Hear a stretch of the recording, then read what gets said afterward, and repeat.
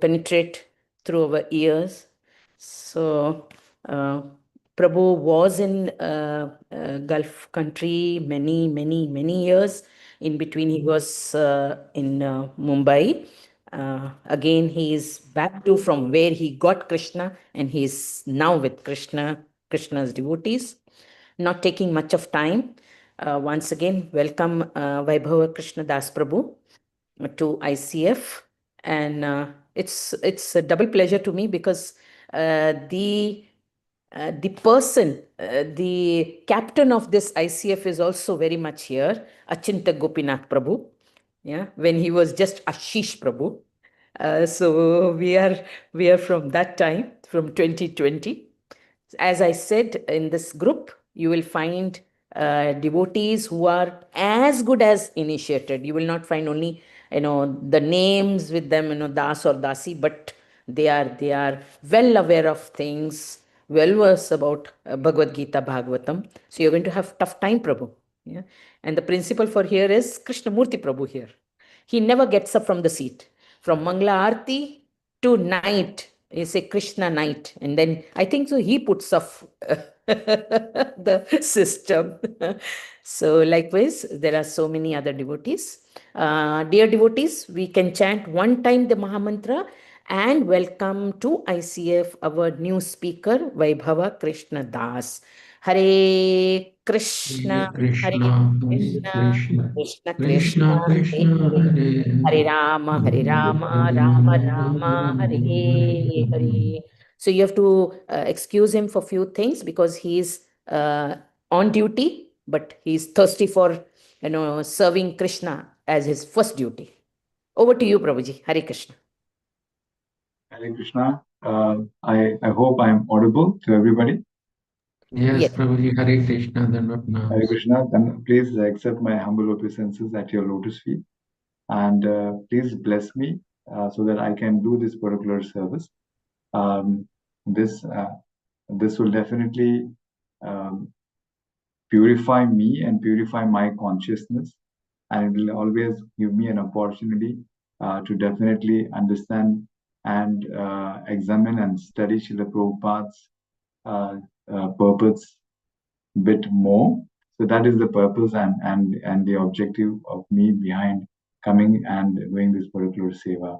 So please, I'm requesting from the core of my heart in a very humble mode to please kindly bless me so that definitely whatever I'm going to speak is going to be only for my own purification, and it will help me to definitely remind myself that I am nothing but is the servant of the servant of the servant. So thank you once again, Suguna Vrinda Mataji, and the rest of the other authority who has given me the opportunity to serve you very well. So without further ado, we can definitely move forward with this today's shloka. Is that okay?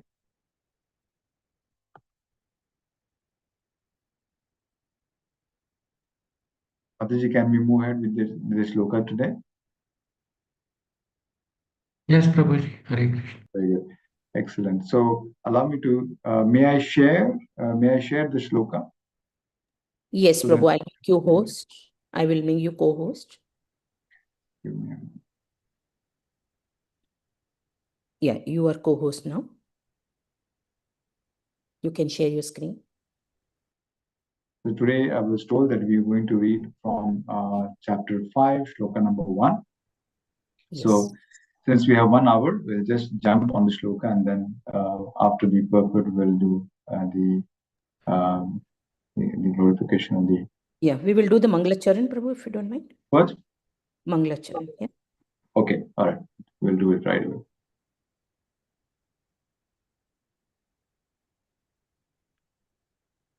Om Namo Bhagavate Vasudevaya. Om Ajnana-timirandasya Jnananjana-shalakaya Chakshurum Militam Yena Tasmai Shri Guruve Namaha.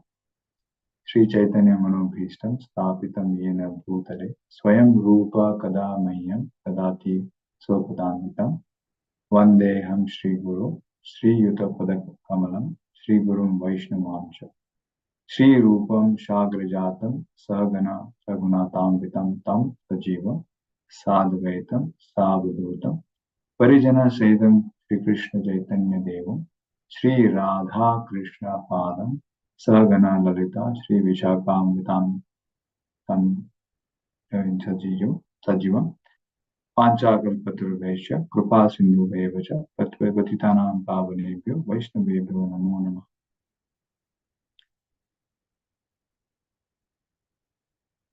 हे कृष्णा करुणा सिंधु दीन बंधु जगतपते गोपेश गोपिका कांता राधा कांता नमस्तुते तप्त कांचन गौरांगी राधे वृंदावनेश्वरी विश्वभानु सुते देवी प्रणमामि हरि हरे Krishna Krishna Krishna Hare Hare Hare Ram Ram Hare Hare. We'd like to offer our special obeisances to Srila Prabhupada. Namo Vishnu Padaya Krishna Prishtaya Bhutale Shrimate Bhakti Vedanta Swami Iti Namne Namaste Saraswati Deve Gaurvani Pracharane Nirvishesha Shunyavadi Ashadesh Tarane. Jai Shri Krishna Chaitanya Prabhu Nityananda Shri Advaita Gadadhar Shivas Adi Gaur Bhaktivinoda Ki Jai. Hare Krishna Krishna Krishna Hare Hare Hare Ram Ram Hare Hare. So for your pleasure, I would like to share with you the shloka for today, which is chapter 5, shloka number 1. I hope you all are able to see the screen. Can we hear? Yes, Yes. Prabhuji. Very good. Okay. So over here we have Arjuna Vacha. This Anybody is the can read the shlokas, Prabhu? You can ask them to read if they want to read. Certainly. If anybody can read the shloka, please go ahead.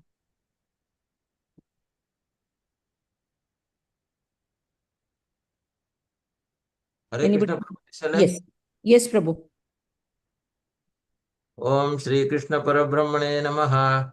Arjuna Uvacha Sanyasam Karmanam Krishna Punaryogam Tachamsase Yetreya Yetayorekam Tanme Bruhi Sunishchitam.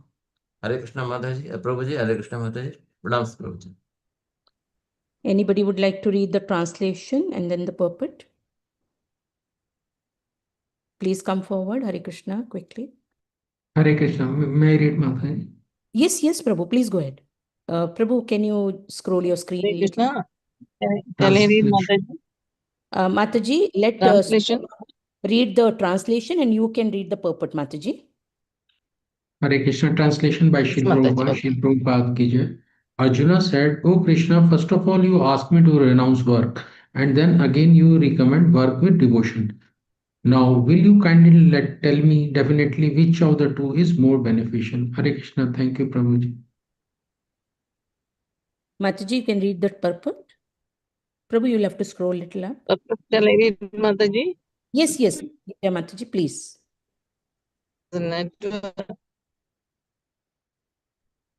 Purport by A.C. Bhaktivedanta Prabhupada ki jai. In this 5th chapter of Bhagavad Gita, the Lord says that work in devotional service is better than trying mental speculation.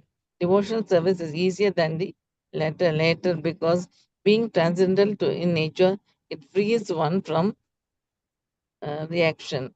In the 2nd chapter, preliminary knowledge of the soul and its entanglement in the material body were explained. How to get out of this material entanglement by Buddhi Yoga or devotional service was also explained therein. In the 3rd chapter, it was explained that a person who is situated in the platform of knowledge no longer has any doubts to perform all in the 4th chapter. And in the 4th chapter, the Lord said Arjuna that all kinds of sacrificial work culminate in knowledge. However, at the end of the 4th chapter, the Lord advised Arjuna to wake up and fight, being situated in perfect knowledge. Therefore, by simultaneously stressing the importance of both work in devotion and inaction in knowledge, Krishna has prepared Arjuna and confused his determination. Arjuna understands that renunciation in knowledge involves cessation of all kinds of work performed as sense activities. But if one performs work in devotion service, then how is work stopped? In other words, he thinks that sannyasa or renunciation in knowledge should be altogether free from all kinds of activity because work and renunciation appear to him to be incompatible. He appears not to have understood that work in full. Mataji, scroll up, Mataji. Mataji, in work in full knowledge is non-reactive and is therefore the same as inaction. It inquires therefore whether he should cease work altogether or work with full knowledge. Thank you, Mataji. Hare Krishna. I can see someone traveling and someone's working, but still you're completely focused on this particular class. It's absolutely inspiring. Thank you very, very much for joining this particular class. I know we are going to have 1 hour, so I'm going to take another 45 minutes for this wonderful class. So first of all, I accept my humble apology. I would like to request for an apologies because I am in an office. I was called by today because there was some emergency, and hence I am not in a Vaishnava uniform. So please accept my humble apologies. And with that particular note, we will start. So when it comes to today's shloka is absolutely wonderful. Why it is wonderful? Because here in this chapter is this is karma yoga. So action in Krishna consciousness, karma sannyas yoga, in which Krishna will explain to Arjuna many things about the unity between renunciation and work. So to dispel Arjuna's confusion, because Arjuna thinks what work and renunciation is incompatible. He thinks that if you give up work, that is if you renounce, then how can you simultaneously do work in devotion? So as Srila Prabhupada explains in this purport, that earlier on in these chapters, Krishna has explained many things, having explained Buddhi Yoga, which is a process for the soul to get out of this entanglement from material nature. In the second chapter, this is what has been explained. Then he goes on to the third chapter to explain that a person who is situated on the platform of knowledge doesn't have any duties to perform. And in the fourth chapter, Krishna explains that all kinds of sacrificial work ultimately culminate in knowledge. At the end, he says that you may rise and fight yogam atishta utishta bharata. Yogam atishta. That means be situated in yoga and utishta, and therefore stand up and fight. So now Arjuna has become once again confused because it has been said that the culmination of work is knowledge. And then at the end of the fourth chapter, he says that now that you have knowledge, perform work. So if work ends in knowledge, then when you have knowledge, why work again? So there are a lot of perplexities here. So Arjuna is therefore now seeking clarification from Krishna. However, so in order for us to get this clarified, Srila Prabhupada says here in the very first line that in the 5th chapter of the Bhagavad Gita, the Lord says that work in devotional service is better than dry mental speculation. So the two paths, the path of Karma Yoga or Buddhi Yoga, and when that Karma Yoga is dovetailed in a devotional mode, that becomes Bhakti Yoga. So we have the path of active work in devotion for the pleasure of the Lord on one hand, and we have the other path of Jnana Yoga, which is emphasized on mental speculation, on study of the scriptures with the intention of deriving some kind of speculative meaning out of it. And renunciation of work, which is sannyasam karmanam Krishna. Sannyasam means renouncing. Karmamam means work. So, O Krishna, on one hand, Arjuna says, O Krishna, on one hand there is sannyasam karmamam, there is renunciation of work. On the other hand, puna yogam cha. And then again, there is work in devotion. So these two things, sannyasa, you have praised both of them, but these appears to be contradictory to me. Oh Krishna, How can you praise two contradictory things and recommend two things to me? So which one of them is definitely good for me? Please tell me, O Krishna. Please tell me one of them among the two, which is for my benefit, which is auspicious. Please tell me this very definitely with certainty. So once again, Arjuna is approaching Krishna as a spiritual master, asking for clarification for all of his doubts. So this is the fifth question that Arjuna has asked to Krishna.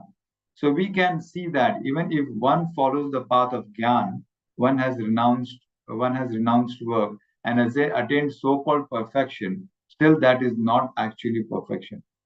Lord Brahma also has said the same thing, that there is intelligence that intelligence is impure. They think they have achieved the highest destination. They struggle and struggle to achieve that. But actually, at the end of that, they fall down because they have disrespected the lotus feet of the Lord. They think themselves to be liberated, but actually, they are not liberated because they are not following the path of Jnana. They are disrespecting the lotus feet of the Lord. They do not think that working for the Lord is supreme. They do not understand this point. Actually, is superior. Activity is superior to inactivity when that activity is performed for the pleasure of the Lord. This is what is very, very important that we have to understand. That any activity that is performed for the pleasure of the Lord, that is more auspicious. So in Srimad Bhagavatam, first canto, when Vyasdev is confused because of his dissatisfaction, even after writing so many scriptures, by the Lord's arrangement, Vyasdev, spiritual master, Narad Muni arrives there. And he senses Vyasdev's despondent mood. And he began to ask him various questions. So, my dear, he says, my dear great Muni, you have composed so many different literatures, the Puranas, the Upanishads, the Vedas, to give relief from distress to everyone. But it seems that you yourself are dissatisfied about something. So, what is the reason? In the Upanishads, you have simply glorified the impersonal, the path of jnana. And in the Karmakand, the Vedas, you have simply glorified the path of karma. But you have not given sufficient emphasis to the process of bhakti, which consists of hearing about the glories of the Lord and hearing these pastime and messages. So even if, my dear Vyasdev, you attain perfection, but there is no devotion there, then what is the use? He says, my dear Vyasdev, even if you have reached the perfection of the path of Gyan, Naisha Karmya Api, and that is Jnanam Alam Niranjanam. That Jnana is free from all material designation, but in spite of that, no Shobhate, it doesn't look good. It is not something very nice, even though that knowledge is completely transcendental matter. Why? Achyuta Bhava Varjitam. Achyuta is Lord Krishna. Bhava is the mood or devotion. So if your transcendental knowledge is devoid of devotion to Lord Achyuta or Krishna, then Nashobhate, it doesn't look good at all. What is the use of such devotion? And what devotion means? And so what is basically he's asking, what is the use of such devotion? Because devotion means work. Many times people feel that, well, we are karma yogis, we don't only sit and chant under a tree, but they don't understand, first of all, how high is the platform for someone who always sit and chant under a tree. They talk of sitting and chanting under a tree, or as if it were the easiest thing in the world to do. As they long, all day long, it is not easy to be Haridas Thakur. Even if one wants to chant not all day under a tree, but all one's time and energy has to be utilized for serving. So Srila Prabhupada has stressed on this particular factor because this is coming from the devotional service. Translated bhakti as devotional service. He deliberately used the word service and not just devotion because Srila Prabhupada wanted to emphasize that in devotion, there must be activity. The symptom of devotion is activity. Just like when a mother loves a child, there will be some activity in that connection. If the child is hungry and crying, the mother doesn't do anything. He's just sitting there, or she's just sitting there and says, yes, I love my child, but I'm busy with my own things. That is not going to help. So activity will always correspond to the heart. And whatever is the state of heart, whatever are our thoughts, whatever is our consciousness, we must act accordingly. Human being cannot stay without acting. The living entity itself cannot stay without acting. In Bhagavad Gita, Krishna also declares there cannot be even a moment, even 1 second without doing any work. So work must be done. So whatever work we do will reflect where is our devotion. Either it is for Krishna or it's for Maya. If it is not for Krishna, it's going to be for Maya. It is for matter. It is for our own sense gratification. So therefore, Narad Muni tells Vyasdev that if you develop the highest knowledge of the impersonal, which may be free from material defects, it's free from matter. So you are free of birth, death, old age, and disease.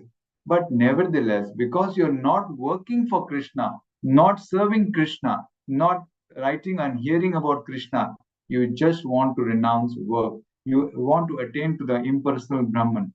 And you think that sat sannyasa karmamam, that this renunciation of work is synonymous with perfection, but you are mistaken. Because it is devoid of real perfection, which is devotional service to the Lord Krishna. So this is important point. Also, further, Brahma in the 10th canto of the Srimad Bhagavatam similarly describes the futility of trying to go on a path of jnana and the path of renunciation of work blindly without actually having devotional service to the Lord. And he says, Shrityam means path. Shriyam is the path of all auspiciousness. So what is Shriyam and Shrityam? What is the path of all auspiciousness? Is bhakti. It is all devotional service to the Lord. That is all auspicious path. One is the characteristic of bhakti. 6 characteristic, as mentioned by Srila Rupa Goswami is Shubhada. Not only is the path of bhakti all auspicious, but it bestows all auspiciousness upon everyone. So, oh my Lord, if someone gives up this all auspicious path of bhakti and means for the attainment of just the pure knowledge, the same jnanam alam dhiranjanam that was referred to earlier, the impersonal realization, one simply undergoes so much distress. They say, Tesham asau kleshala eva shishyate. Nanyat yathas tulat ushava gahitanam. Those of you who are familiar with agricultural operations, when the farmers they harvest the wheat and then they beat the grains to get the grain seeds out, then the husk remains, and that husk is then utilized for so many purposes. They may feed the cows, or they may use it for so many other reasons and things and utilization. They may sell it in the market, or they may use it for other things. Now if you just get the husk, Sula Tusha Avagati, or you just beat it, what will happen? You won't get any benefit, because the purpose of beating the whole thing is to get the grains out. But once the grains are already out, then there is no point in beating it. It's futile. So what do you gain? You only gain tiredness. You go on beating and beating and beating. At the end of the day, what are you left with? Just a tired body. Similarly, Brahma says by going on this path of impersonal realization, the path of trying to progress by mental speculation and renouncing of work, we get a lot of trouble and tiredness. That's the only gain. So you don't gain factually anything more. There is a trouble when we are doing it, and there is trouble at the end of it. So therefore, Brahma is also advising that one should accept the reality path of devotional service.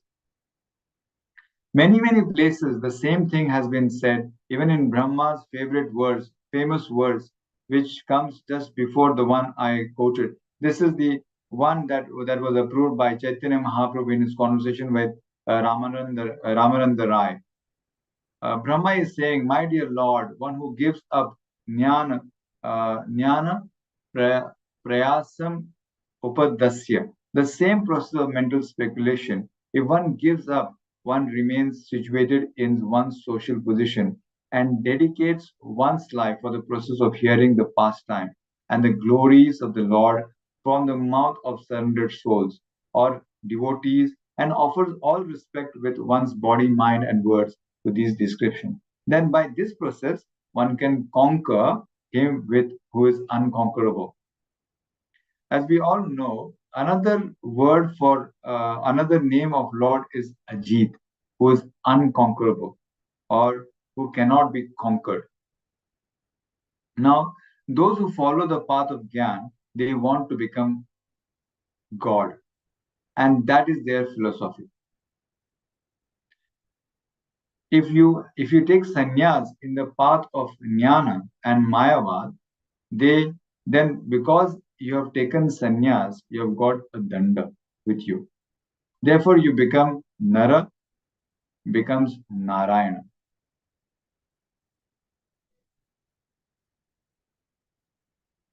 Okay, so just give me a moment. I think Mataji is just trying to.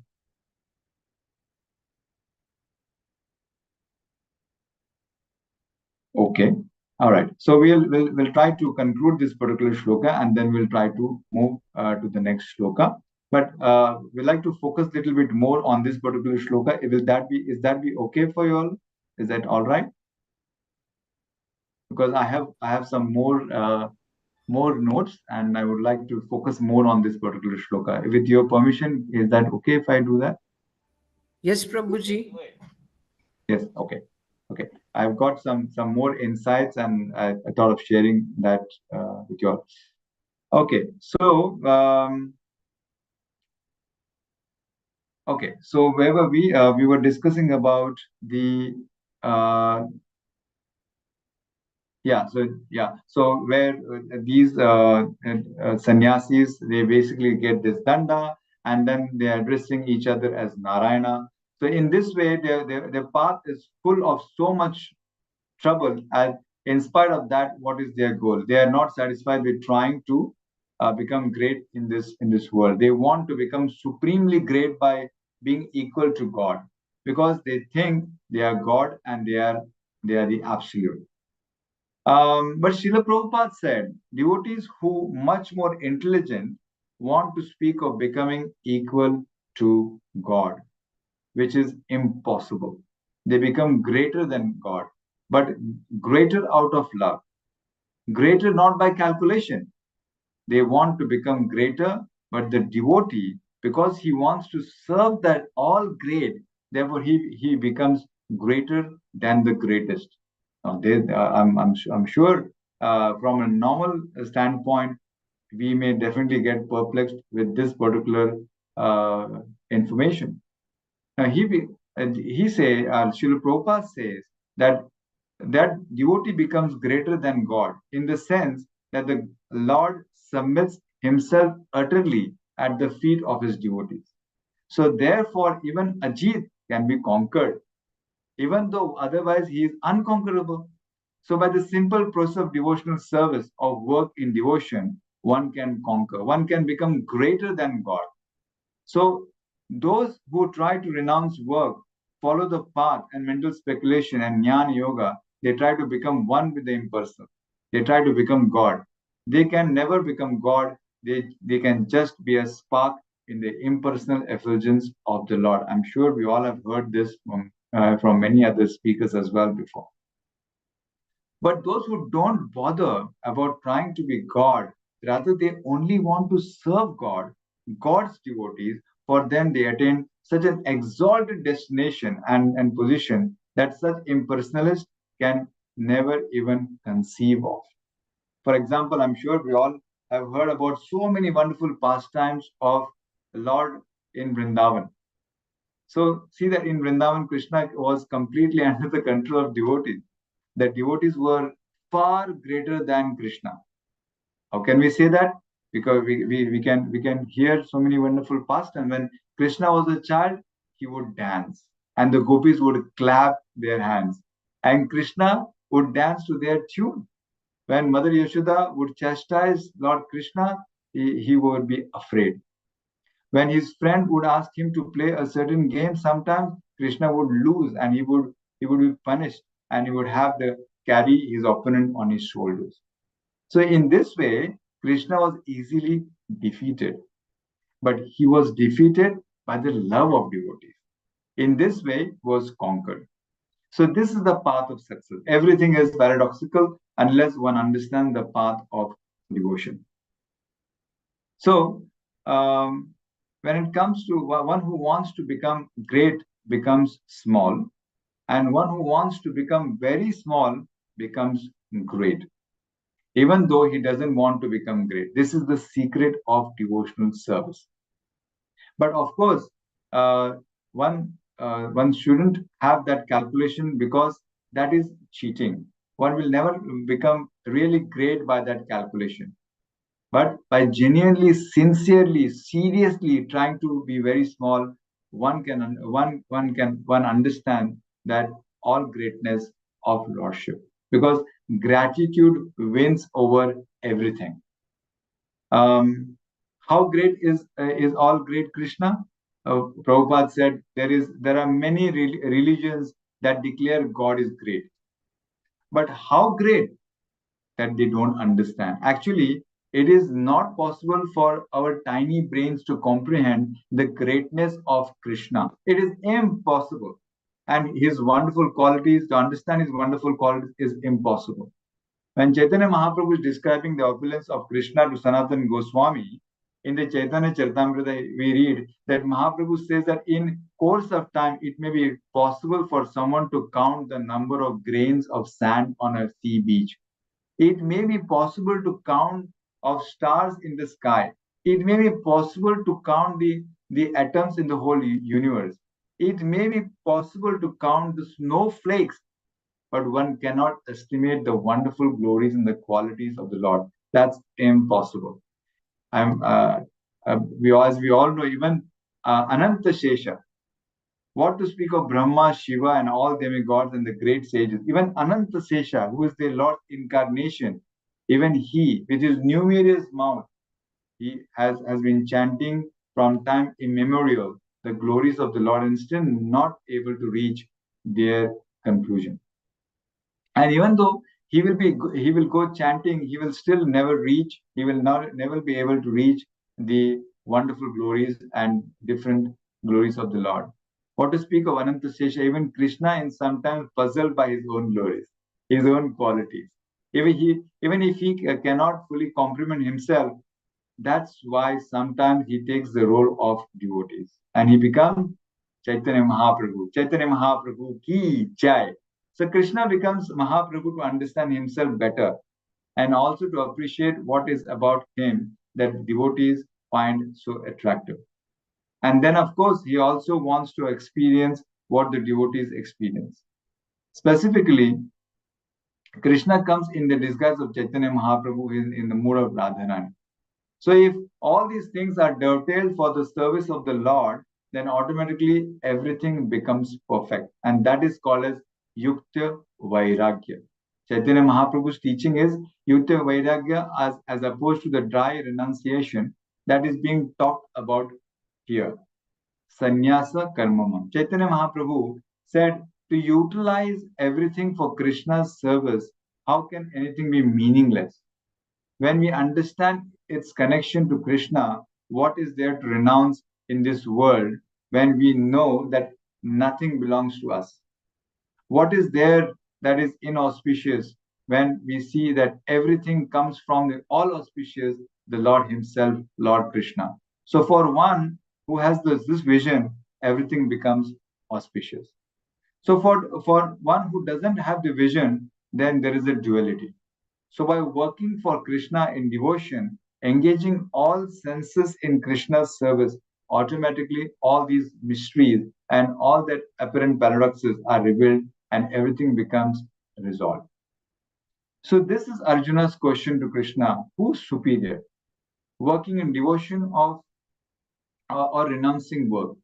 And Krishna will, of course, very clearly outline the words to come that work devotion is always superior. Since Srila Prabhupada is translating yogam as devotional service, we will understand work with full knowledge to mean work with full knowledge of devotional service, work with knowledge of the divinity and supremacy of Krishna, work with Krishna, work with knowledge of the process of devotional service, work with Sambandha Gyan.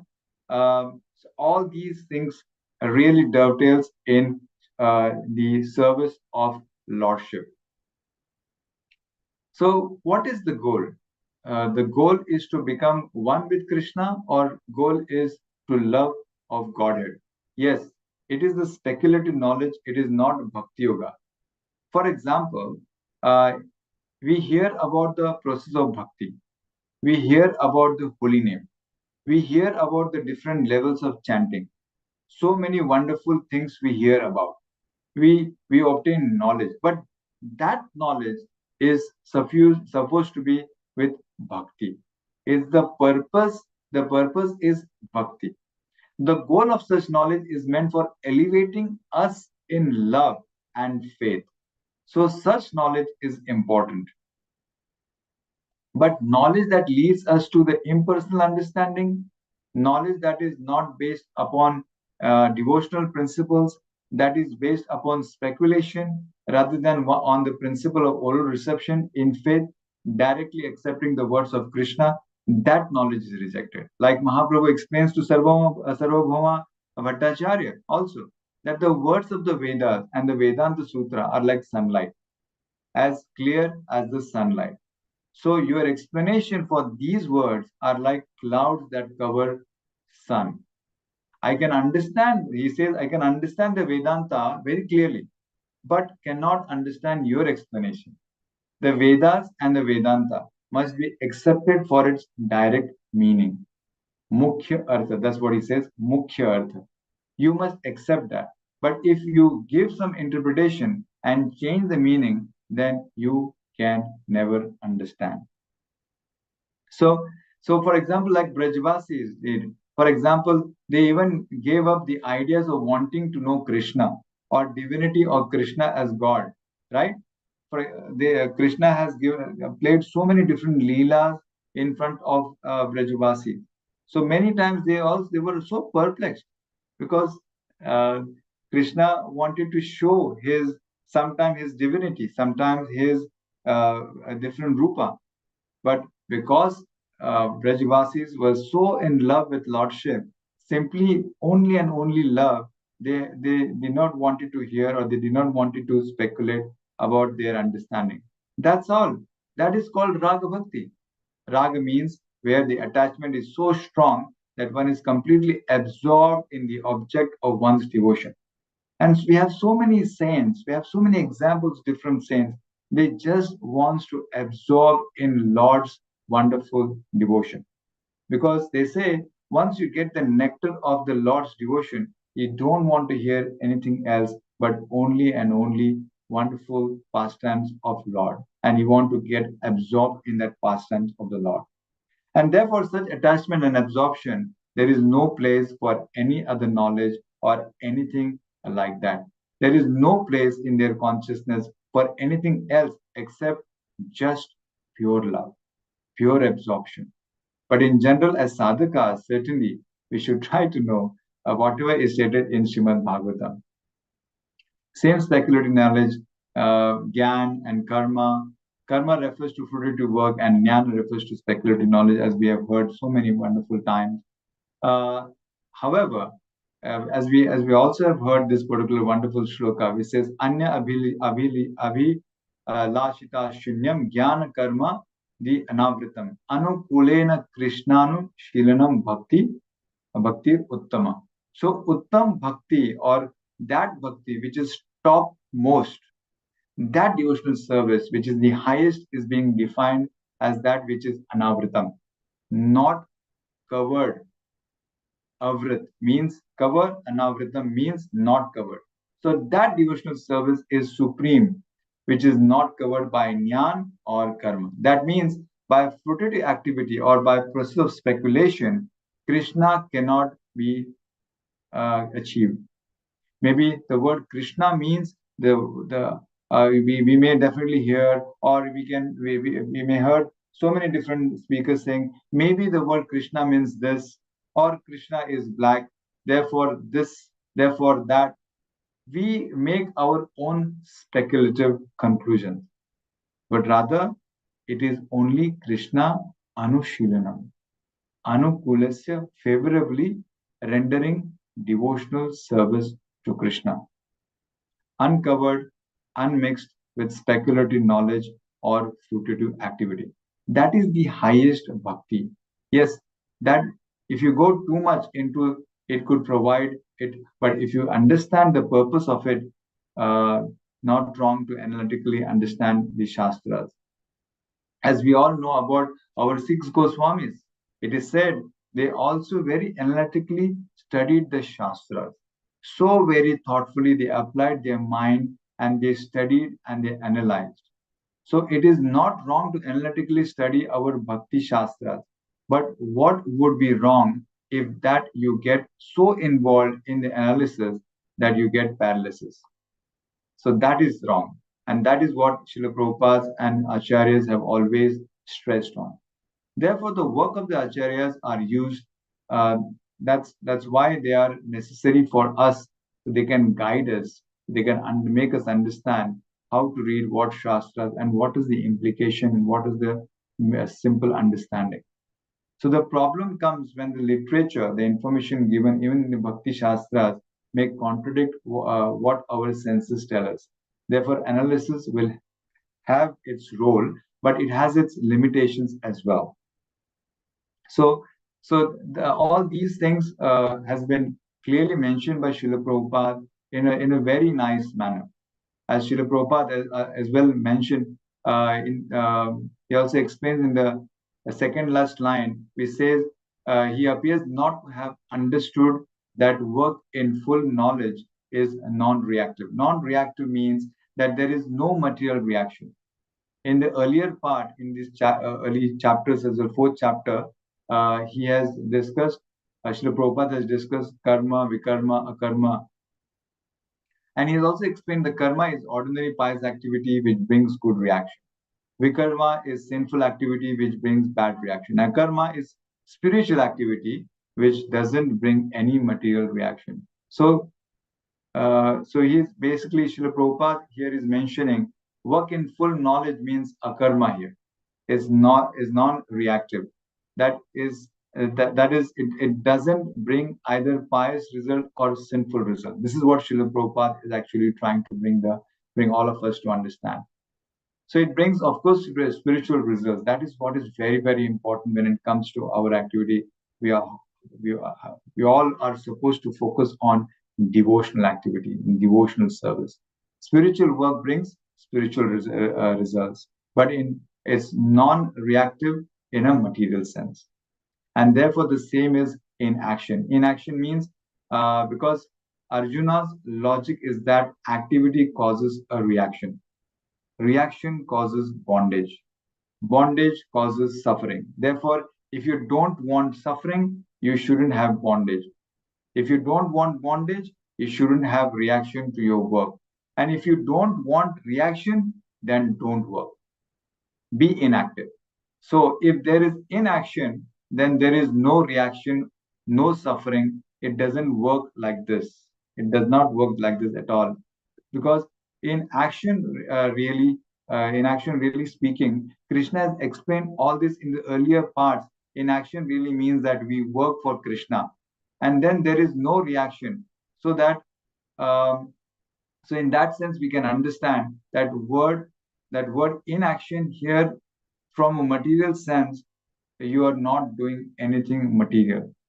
So that is the understanding of my little brain that I have got, which I thought of presenting. I'm sure we have wonderful devotees over here who must have got such excellent thoughts. And I would request you to please kindly share your thoughts over here so that we can definitely justify this sloka, and I can definitely get so much of understanding from you all, and that can be my takeaway. Thank you once again for giving me the opportunity to serve you. And I was told to focus on 2 shlokas, but that for one shloka itself is so beautiful. I thought of sharing all my gatherings from different speakers, but I would like to definitely offer my special obeisances to His Holiness Bhakti Rasamrit Maharaj, because from him I could get this particular inspiration, and I was able to get whatever I've heard from him and present in front of you all. So please bless me and share more thoughts from your side. We have some 10 more minutes so that we can definitely justify this shloka well.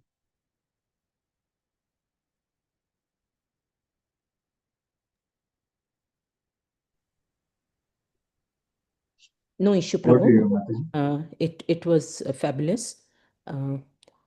End of the day, we all will be thirsty to learn more and more, to have more and more knowledge. And if others also want to add on something, Jigisha Mataji, Krishnamurti Prabhu, and others. Hare Krishna Mataji, Pranams Mataji, and Hare Krishna Prabhuji, Dandavat Pranams Prabhuji. No, Prabhuji, please Prabhuji, add. what your kind self has told about the Supreme Lord, we can't able to reach to that extent. We can count the stars, we can count this sand, how much it is there, but we can count the waves in the ocean. But it is not possible to reach to the extent of we can't able to visualize the Supreme Lord's glory. So that word really touches me, Prabhuji.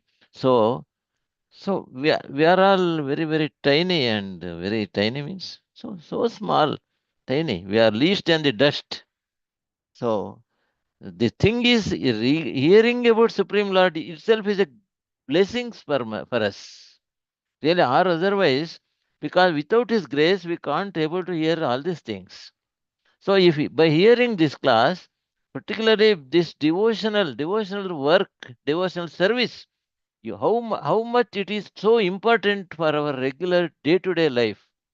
So it is to be cultivated in our life every moment, not every day, every moment to moment we must be in Krishna consciousness. Only it is so alarming us.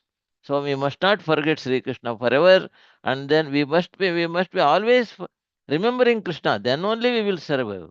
So that thing I can able to know all these things, Prabhuji. Prabhuji, of course, you are so lecture and your wordings, what you are used, very, very simple, and your touches our heart. Thank you, Prabhuji. Hare Krishna. Dandavat Pranams, Prabhuji. Hare Krishna Prabhuji. Just wanted to express my heartfelt gratitude for this class today. And thank you for creating such a wonderful and spiritually uplifting and thank you so much. Hare Krishna.